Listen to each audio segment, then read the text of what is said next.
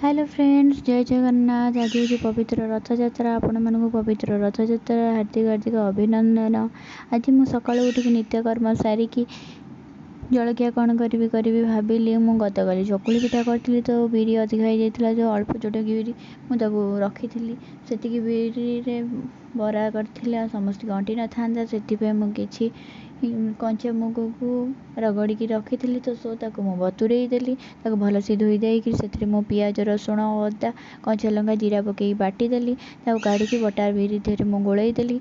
तापर मुझे बेसन चाउल गुंड चुन चुन करी पियाज कंचा लंका भूषण पत्र पकईदेली किसी खाइबा सोडा अल्प टिके ना पकईदेली किसी लुण स्वाद हिसाब से पकईदेली भल से गोलैदेली। तापर मु गैस उपर करेई थोई तेल भल से गरम करदेली।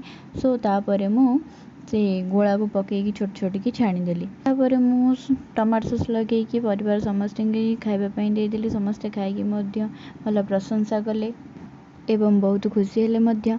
आपण मैंने जलखियाटी को करके आपण परिवार लोकों को खुआंतु से मैंने बहुत खुशी हे एवं प्रशंसा बहुत करेंगे आपण को एवं बहुत कम समय आपण जलखिया प्रस्तुत हो। आपण को जदि मो वीडियोटी भल लगुच प्लीज लाइक शेयर करंतु एवं मो चैनल को सब्सक्राइब करंतु। जय जगन्नाथ।